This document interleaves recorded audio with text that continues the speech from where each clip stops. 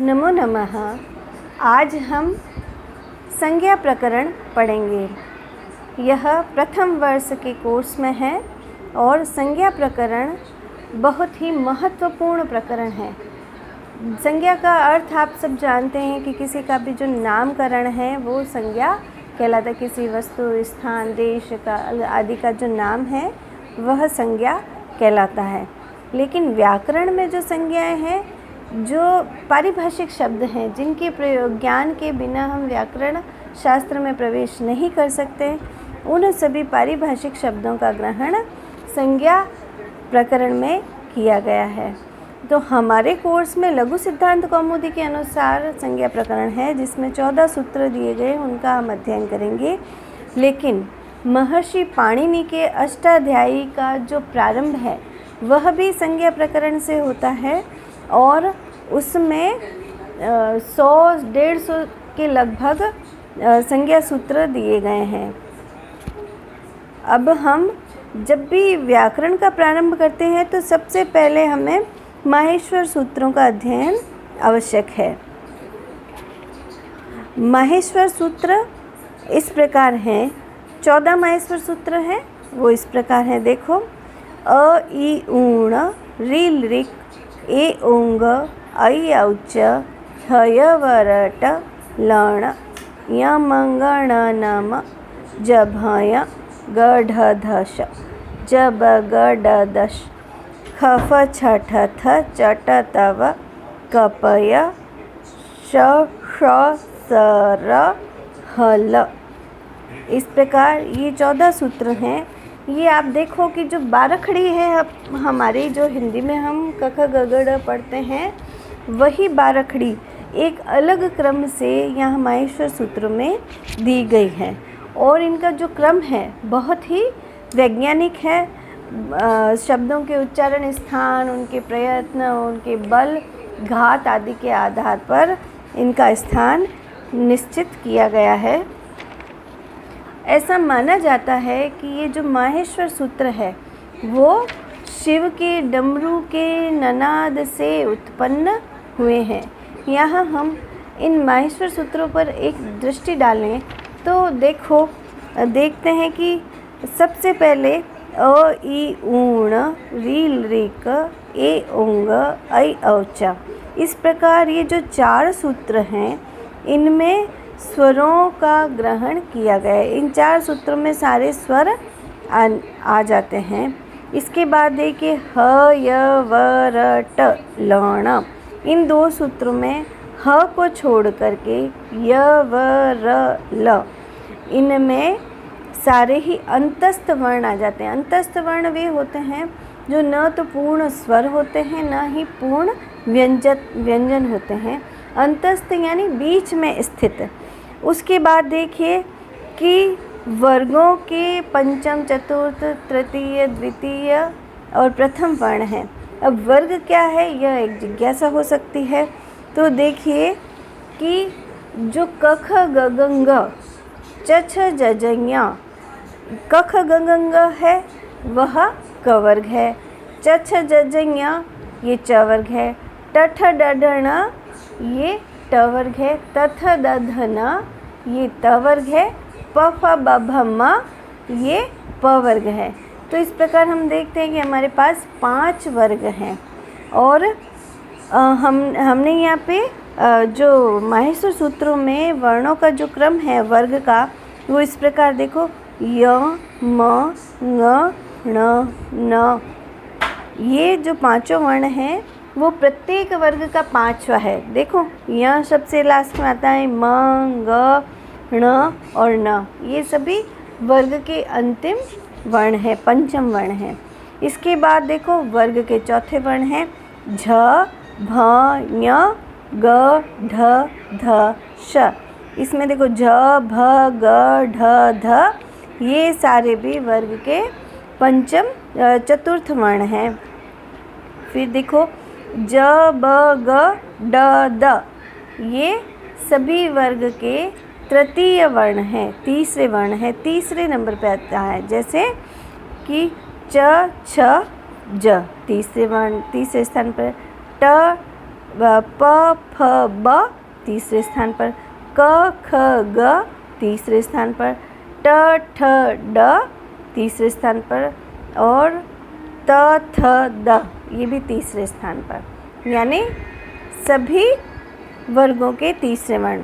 फिर आते हैं दूसरे वर्ण, ख फ छ ठ थ सभी वर्गों का दूसरा वर्ण, च ट त क प ये सभी वर्णों का प्रथम वर्ण है, सभी वर्गों का प्रथम वर्ण है। अब अंत में आता है ऊष्म वर्ण। ऊष्म वर्ण वे होते हैं जिनके उच्चारण में बहुत अधिक ऊर्जा निकलती है या जिनको बोलने में बहुत ही ऊष्मा निकलती है शरीर से। ये चार वर्ण हैं, श श स ह। तो आप अगर इनको बोल के देखेंगे तो सभी को बोलने में बहुत अधिक प्रयास करना पड़ेगा, बहुत अधिक ऊर्जा निकलेगी।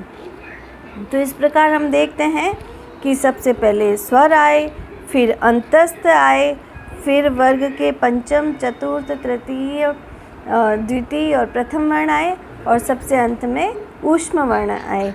जब हम आगे व्याकरण पढ़ेंगे और यही संज्ञा सूत्र पढ़ेंगे तो हम समझेंगे कि इनका जो विन्यास है वर्णों को रखने का वह कितना वैज्ञानिक है। अब यहाँ हम देखते हैं कि जो ह वर्ण है यहाँ पर 2 बार आया है।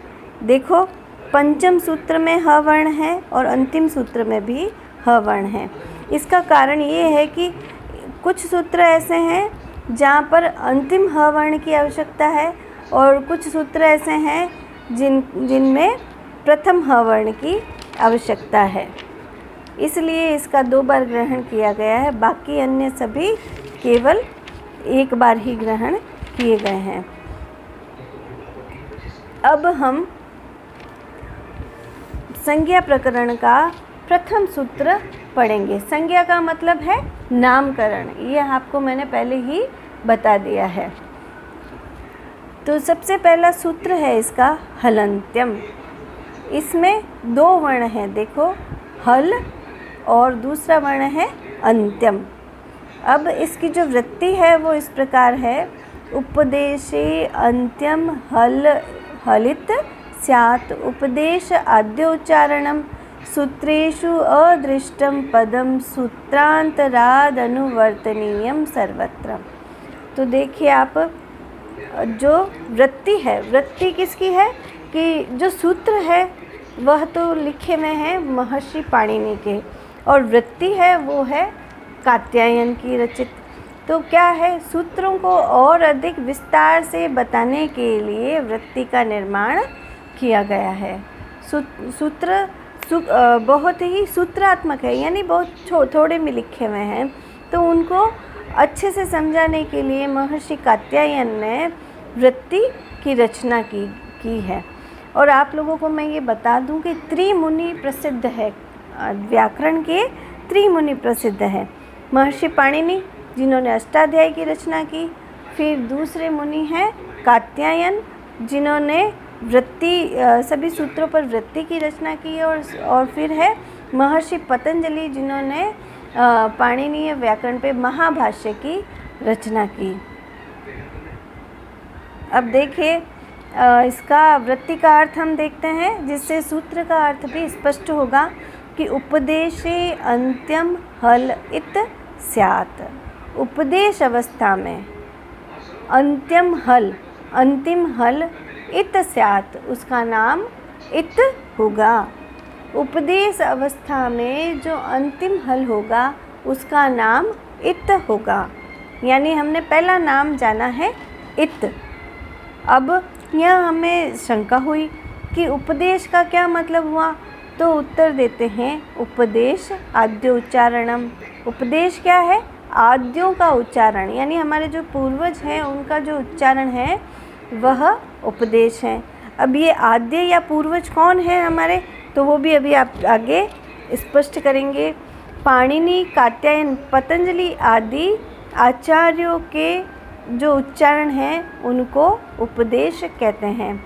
और उपदेश किन किन को कहा गया है, तो इसके लिए एक सूत्र मिलता है, धातु सूत्र गणोणादि वाक्य लिंगानुशासनम आगम प्रत्ययादेशा उपदेशाः प्रकीर्तिताः। यानी जो धातु पाठ है, गण पाठ है, उणादि पाठ है, लिंगानुशासन है और आगम प्रत्यय आदेश, ये जो सारी है ये उपदेश कहे जाते हैं। और इनके कथन में जो भी अंतिम हल होगा वह इत कहलाएगा। ठीक है। और अब देखो वापस हम सूत्र में आते हैं। यहाँ पर जो वृत्ति वो क्या कहती है, सूत्रेषु अदृष्टम पदम सूत्रांतराद अनुवर्तनीयम सर्वत्र। कि सूत्रेषु, अब यहाँ पे केवल छोटा सा सूत्र है, हल और अंतिम हल, बस इससे तो कोई अर्थ नहीं निकलता। तो कहा कि भाई सूत्रेषु अदृष्टम पदम, जो सूत्र में जो पद नहीं दिखाई दिए हैं उनको सूत्रांतराद अनुवर्तनीयम सर्वत्र, सभी स्थानों पर सूत्रांतराद अन्य सूत्रों से अनुवर्तनीयम ग्रहण कर लेना चाहिए। जैसे कि इस सूत्र में पूर्व का सूत्र है, उससे इत शब्द का ग्रहण कर लिया है कि हल अंत्यम हल इत स्यात्। तो जो इत है वह उससे पहले आने वाले सूत्र से ग्रहण किया गया है। ये सूत्र है उपदेशे अजनुनासिक इत, इससे इसका ग्रहण किया गया है। यहाँ हम देखते हैं कि इस सूत्र में दो पद पूर्व के सूत्र से ग्रहण किए गए, उपदेश और इत। इस प्रकार इस सूत्र का पूर्ण रूप से अर्थ होता है उपदेशे अंत्यम हलित स्यात्, यानी उपदेश अवस्था में अंतिम हल का इत नाम हो। तो हमें पहली संज्ञा मिली है यहाँ पर इत कि ऐसा वर्ण जो उपदेश अवस्था में, ऐसा हल जो उपदेश अवस्था में अंतिम हो वह इत कहलाता है। अब इस इत का प्रयोजन क्या है वो आगे के सूत्रों में हमें ज्ञात होगा। इस इत का प्रयोजन प्रत्याहार सूत्रों के निर्माण में होगा। अब यहाँ एक प्रश्न होता है कि पाणिनि ने इस सूत्र में पूर्ण वाक्य क्यों नहीं कहा।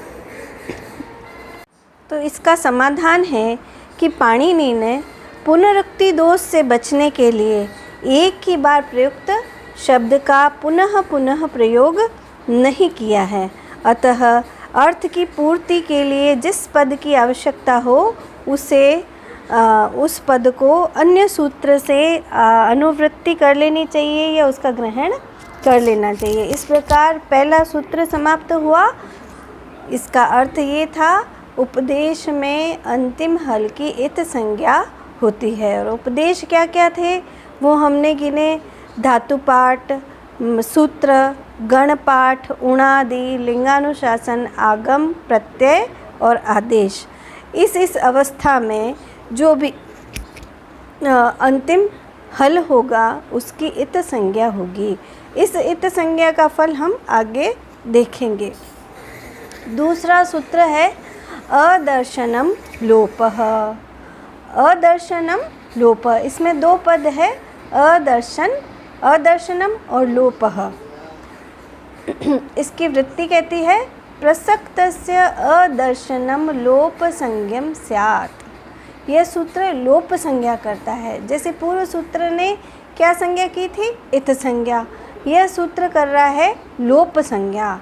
अब किसकी हो लोप संज्ञा, तो वृत्तिकार कहते हैं प्रसक्तस्य अदर्शनम, जो पहले से प्रसक्त था, प्रसक्त यानी पहले प्राप्त था लेकिन बाद में वह अदर्शनम, बाद में वह दिखाई नहीं दे रहा है, तो उसकी लोप संज्ञा होगी। तो इस प्रकार सूत्र का अर्थ हुआ पूर्व में प्राप्त का अदर्शन होना लोप संज्ञा कहलाता है, ये लोप कहलाता है। यहाँ पर चूँकि हम व्याकरण शास्त्र पढ़ रहे हैं जो कर्ण का विषय है, इसीलिए दिखाई न देने का तात्पर्य यहाँ सुनाई न देना किया जा सकता है। जैसे इसका उदाहरण है कारकः। इस पद में क्री धातु है और नवुल प्रत्यय है। अब यहाँ पर नवुल प्रत्यय में से न और ल की इत संज्ञा होती है और इत संज्ञा होने के कारण सूत्र प्रक्रिया द्वारा नकार एवं वकार का लोप हो जाता है। इसलिए अब हमारे पास प्राप्त है क्री धातु प्लस वु। तो यहाँ पे जो वु है वह तो दिखाई दे रहा है, लेकिन उसके साथ नकार और लकार जो थे वो दिखाई नहीं दे रहे हैं। यानी जो पहले प्रसक्त थे, पहले प्राप्त थे, उनका अब नहीं दिखाई देना, वहाँ पर क्या होगा, यहाँ पर लोप संज्ञा कहलाएगा। नकार और वकार का यहाँ लोप हुआ है। अब तीसरा सूत्र है तस्य लोपः। तस्य लोपः, उसका लोप हो।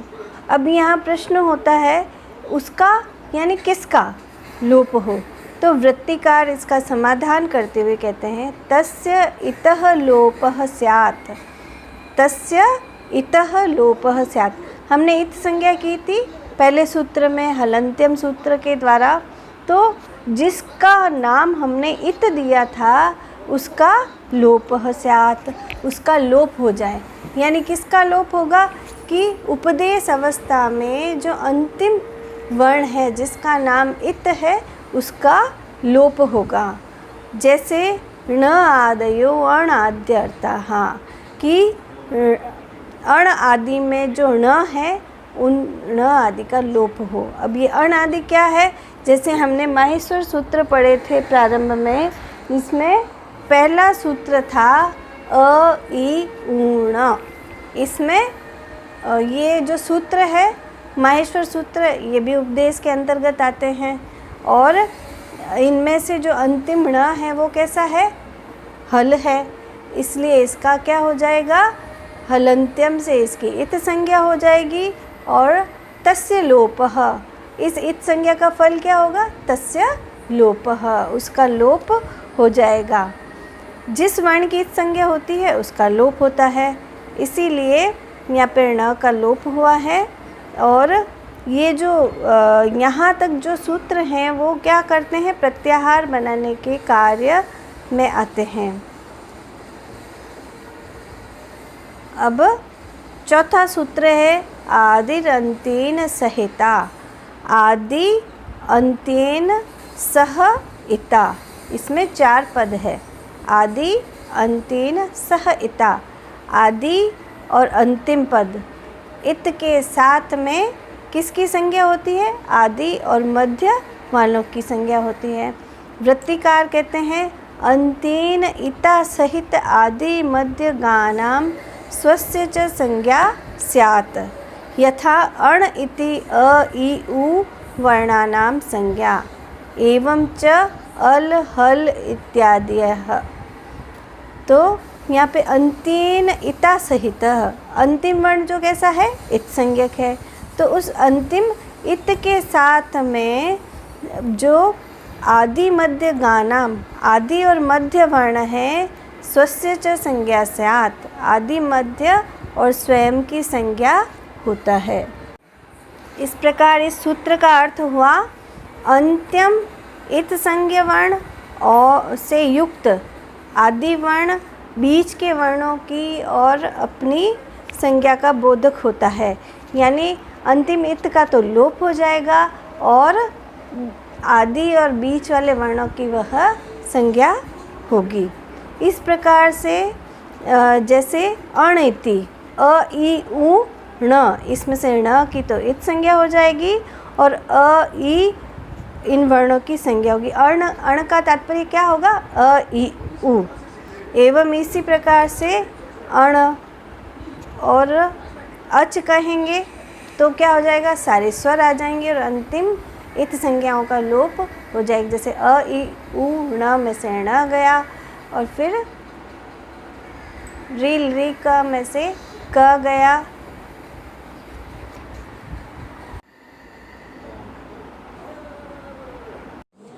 ए ओ ग में से ग गया, ए ओ ऐ औ च में च गया, तो अच का तात्पर्य होगा अ ई उ री री ए ओ ऐ औ, यानी कि सारे के सारे स्वर इसमें आ जाएंगे।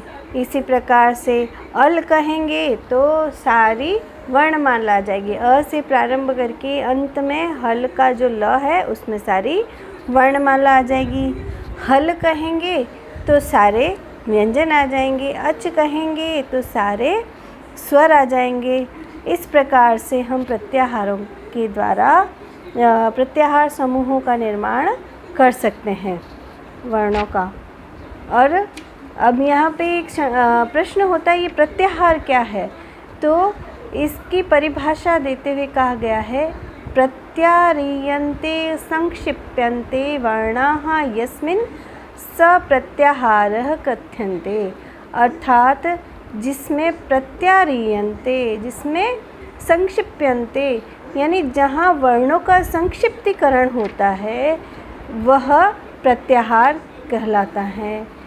जैसे वर्णों का समासतः कथनम, यानी संक्षिप्त रूप में जो वर्णों का कथन होता है वह प्रत्याहार कहलाता है। इस प्रकार हम जो माहेश्वर सूत्र हैं 14, उनसे अनेक प्रत्याहार बना सकते हैं। महर्षि पाणिनि ने 42 प्रत्याहार बनाए हैं, जो इस प्रकार है, जैसे अक, अच, अट, अण, अण, अम, अल, अश, इक, इच, इण, उक, एंग, एच, ऐच, खय, खर, गम, चय, चर, छव, जश, झय, झर, झल, झश, झश, बश, मश, मय, यय, यण, यम, यय, यर, रल, बल, वश, शर, शल, हल, हश। हमें सिर्फ माहेश्वर सूत्र याद हो और प्रत्याहार बनाने के नियम पता हो तो हम इन प्रत्याहारों का निर्माण कर सकते हैं। और ये बहुत ही महत्वपूर्ण है। प्रश्न परीक्षा में अवश्य ही इससे संबंधित पूछे जाते हैं, तो आप ध्यान से इस विषय को पढ़िएगा। धन्यवाद।